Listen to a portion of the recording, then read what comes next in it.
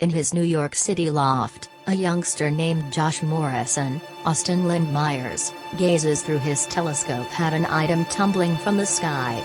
It is a golf ball-sized metal ball that flies through the window and terrains in his fishbowl, rapidly depleting the water alongside the goldfish.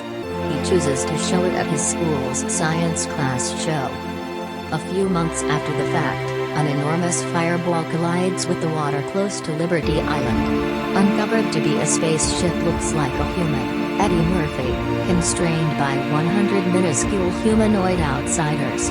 Its captain pilots the spaceship from the order deck situated in its mind, with the assistance of his second-in-order number, and scientist number 3, Gabrielle Union. The spaceship looks exceptionally human, and showcases various superpowers. However, the outsiders don't have the foggiest idea how to make the transport behave like a human.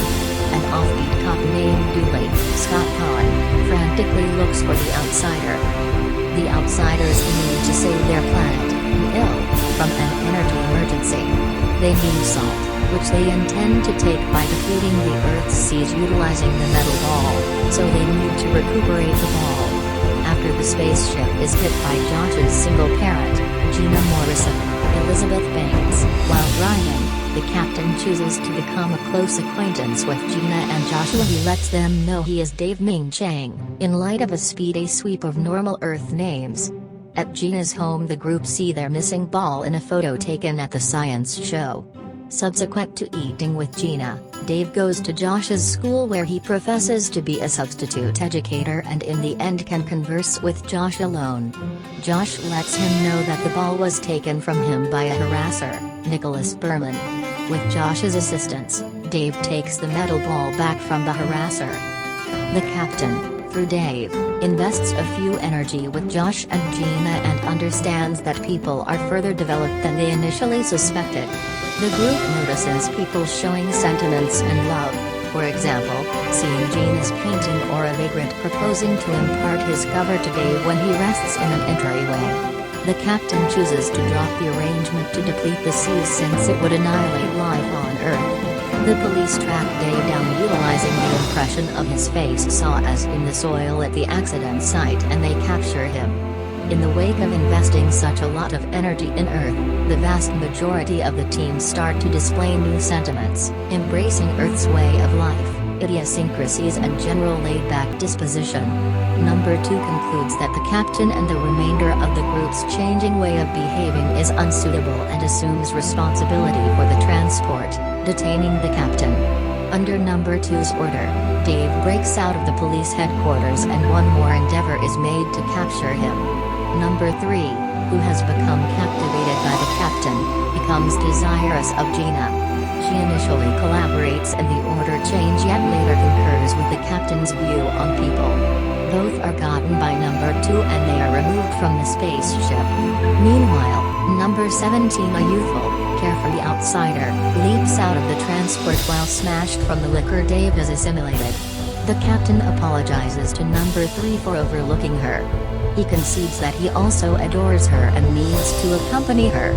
Back at the police headquarters, Dooley finds Number 17 in his espresso and questions him to figure out where Dave is going.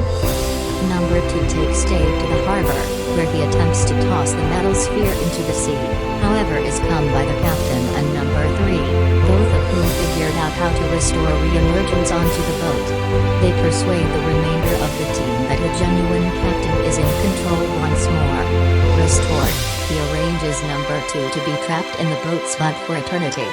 The metal circle in the meantime gets out of Dave's hand and moves into the sea. The captain endeavors to recover the circle, however is informed that they just have sufficient ability to either recover it or get back.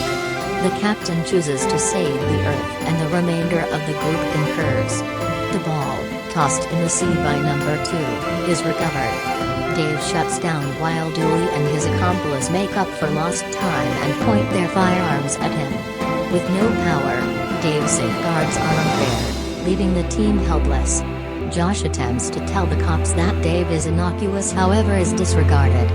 He then, at that point, snatches Dooley's taser which he utilizes on Dave, re-energizing him. The captain and number 3 uncover themselves to the cops who stand down. The captain bids farewell to Josh and Gina, saying he presently gets love. Number 17 is then gotten back to Dave by Dooley. Going to take off, a group from the FBI shows up and tosses a net over Dave. While the FBI specialists tackle the body down, Dave's team empties to one of the boat's raft shoes, inacts the motors, separates the shoe and heads home to Ill, leaving behind both the boat and number 2. While in the raft, the captain requests number 3's hand in marriage. She acknowledges and they kiss.